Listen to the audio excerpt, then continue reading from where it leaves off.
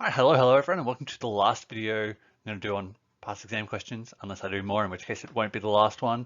But today we're going to be looking at AOS 3 from Unit 3, Australia and the world economy. So looking at exchange rates, the current account balance, net foreign debt, the terms of trade, those four things are the main areas that we're going to look at. And we'll get into some tips pretty soon about why this topic is really important to be good at, and the fact that it's one of the ones that people find the most difficult. VCAR loves to dedicate a whole question to this topic, and it's usually like sometimes 12 up to like 17 marks, except in like 2018 when there's like one question for it about trade liberalisation. But VCAR is going to do what VCAR is going to do, because then it might be in the multiple choice a lot more. But one of the reasons why this topic is so hard is because there are so many different interrelated concepts that you need to link to the domestic macroeconomic goals. And there are many concepts in this topic that people kind of find confusing because there's a lot of different ways that one thing will cause something to go up or down, and then that affects something else, then that affects something else.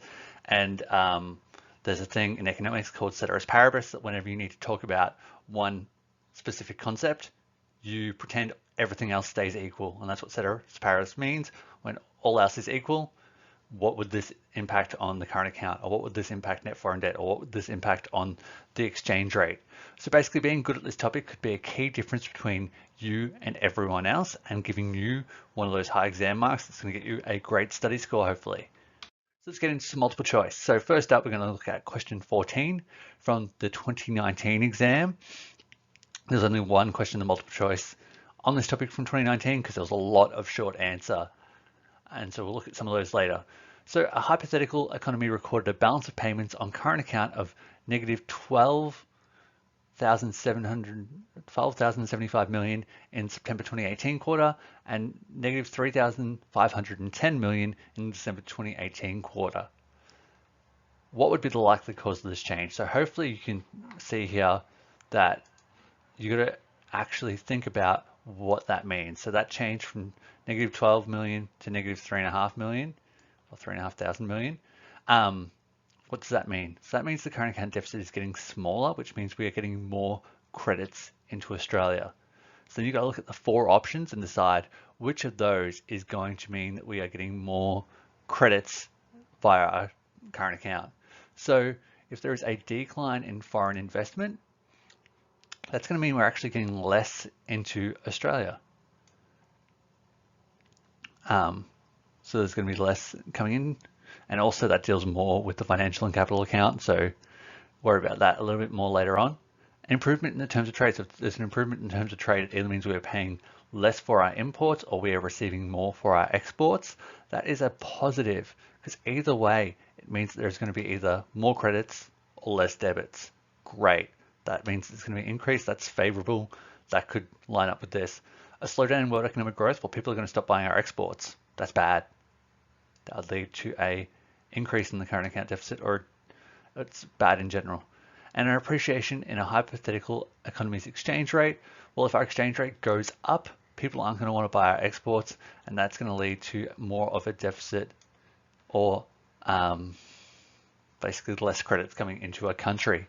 And so what ends up being the case, as we've already kind of pointed out, an improvement in terms of trade is the one that's most likely there to have caused that change of the current account moving towards surplus. So once again, like I've always said in the other videos, it's that process of elimination. Once you know what you're looking for, you should be able to work out which is the correct answer. So now another one, the payment of dividends to an overseas shareholder will appear in the balance of payments as a what? So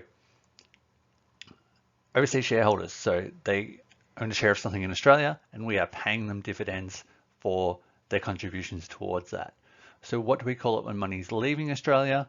Well, that is going to be a debit, because money is leaving. And what is a dividend? A dividend is a income. So it's a primary income. So this is going to end up being, so the actual investment is when you're going to be looking at the capital and financial account. So we can already rule out A and B, because this is about payment of an income, not about investing, not about migration. Therefore, these ones are not relevant. So we've already done 50-50 down to what we need. And we've already said, well, this money is not coming into Australia, it's leaving Australia. So it's going to be a debit. And so straight away, we can pretty quickly get to the fact of It is a debit in the balance of payments on current account. Excellent. Not too bad. That was pretty quick and easy. Now we've got from 2018, we've got 2 questions from 2018, or 3 really, because the previous one was. But this one's about the terms of trade, which is one of the areas that students find very, very difficult. And it's actually not too difficult once you get the hang of it. So consider the following data for an economy over a 2-year period. The prices given reflect an average for the relevant year. What conclusion can be drawn from the data above? So if we look at the data, we've got the export price index over the import price index in year 1 and year 2. And what can we see has happened? Well, between the 2 years, the export price index has fallen and the import price index has increased. And so from that, what are we going to say? Well, being that the terms of trade ends up being a ratio, that one is equal to 1, and this one is equal to around 0.75. It's like just over 3/4. We'll call that like 0.7. Let's call it 0.77. Maybe my math's right. I'm going to check. Turns out it's 0.8. That makes sense. They're not going to do difficult math on the exam. Boom. It always said that. You never saw anything else. So what conclusion can be drawn from the data above? Between year 1 and year 2, the terms of trade has improved. Well, we just proved with our math there that it has not, so that's wrong. Between year 1 and 2, the terms of trade has deteriorated. Well, that's a weirdly difficult word for VCAR to use, but has gotten worse. Yes, why would they use that word? EAL students are going to hate them for that. Between year 1 and 2, the terms of trade remained unchanged. That's incorrect because they clearly changed. It cannot be determined. Well, it can be determined. We just determined it. So once again, B is the answer. I think we have once again fallen into a trend where B is the answer a lot in these VCAR questions, more often than anything else. So once again, all else fails, pick B. Then our final multiple choice question, and this one was really done poorly. It's quite a complex one. Which of the following would be the most likely impact of an increase in inflation in the United States? So in the United States, inflation is going up, so prices are rising.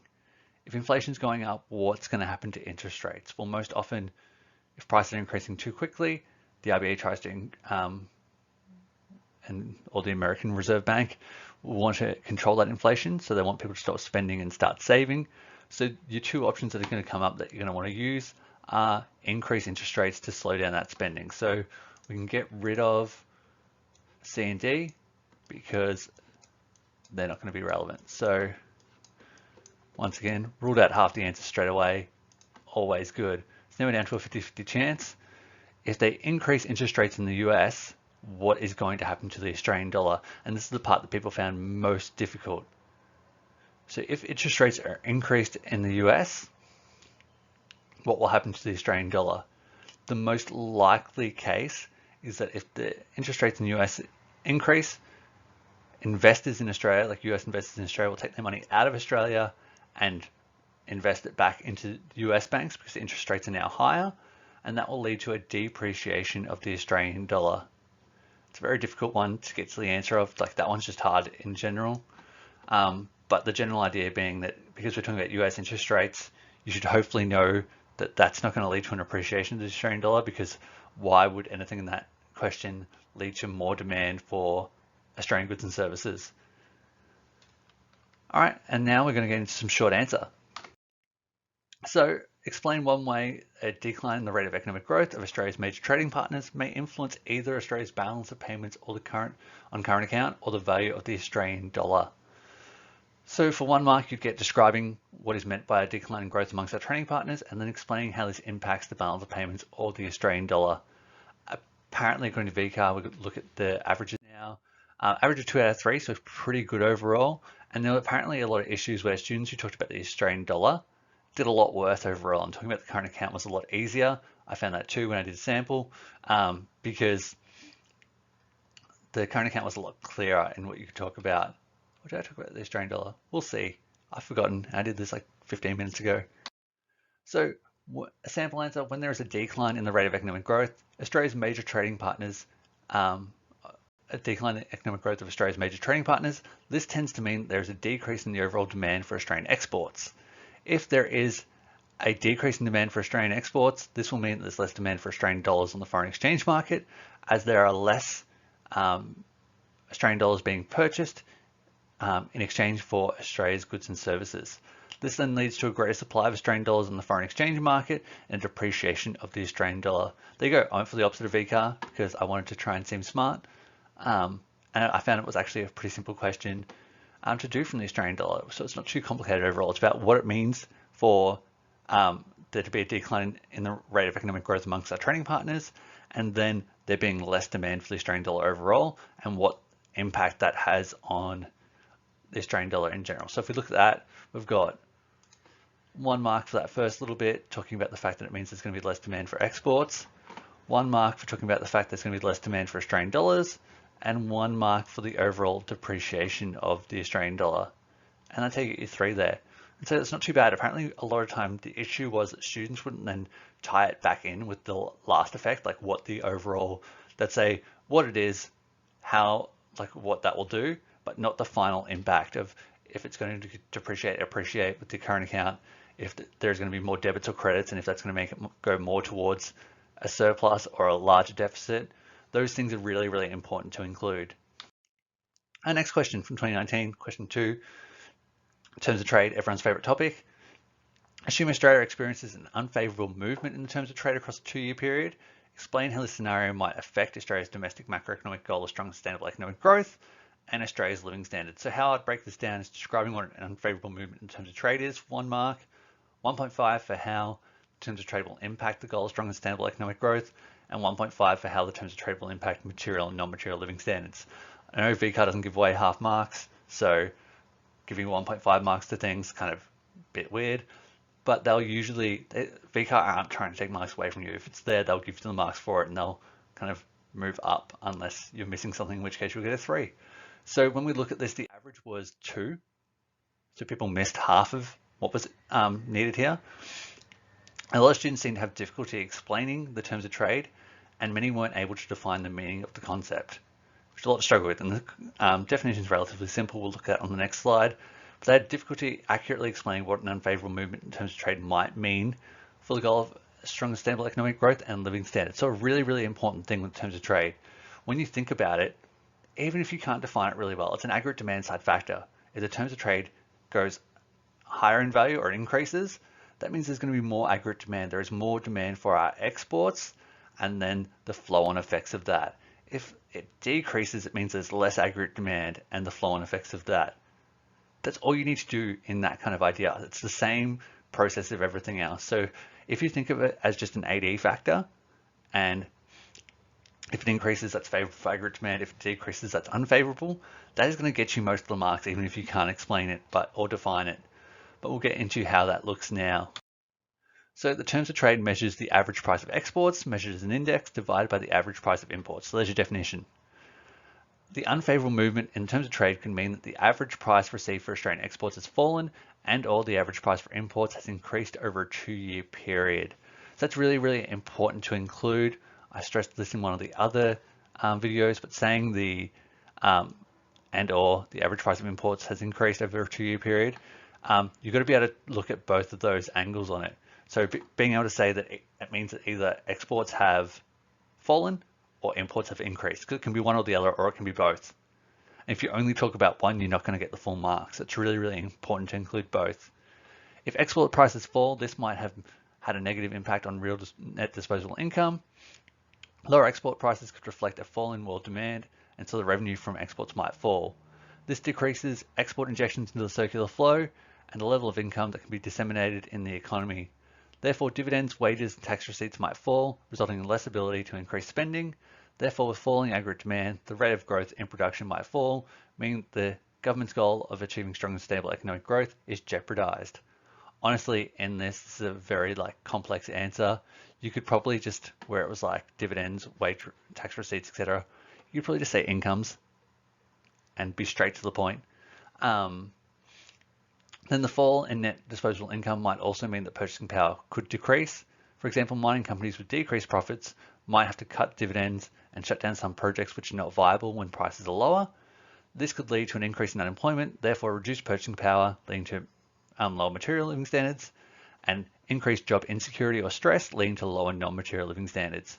Really, really important couple things there that I've been trying to mention a lot. an example, brilliant. If you can ever put in an example, it shows you really understand and can apply.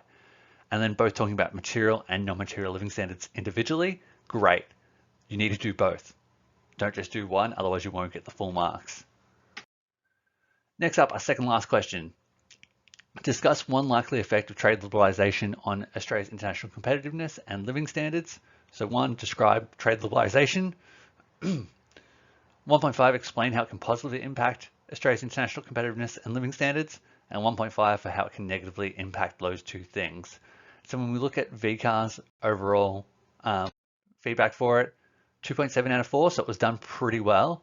But the biggest issue came from people not actually linking it back to those final things. So you'd either just jump straight to things improving our international competitiveness and not explaining why, or you wouldn't really follow it through and get to how it changes. So with the discuss question, you've always got to look at strengths and weaknesses or advantages, disadvantages, but we'll get into my sample here.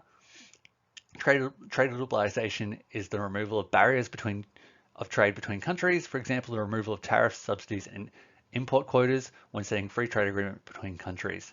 If tariffs were removed between Australia and a major trading partner, this would expose Australian businesses to increased levels of competitive forces. One advantage of this is that it would force Australian businesses to seek strategies to cut costs and become more efficient to gain a competitive advantage and therefore increase their international competitiveness.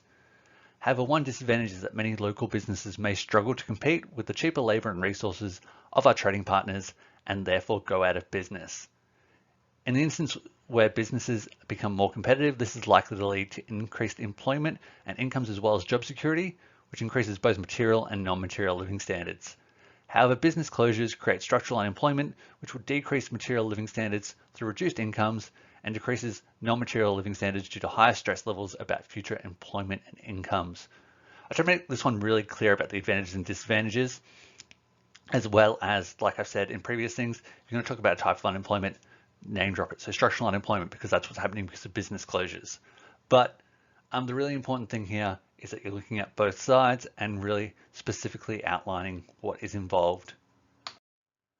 Lastly, referring to the graph above, from 2017, outline one factor that might explain the trend in Australia's current account balance from 2015-16 to 2016-17, but we'll update this to modern. So we're going to look at it from 2018-19, 2019-20. So 2 marks, and the average was 1.1, I think.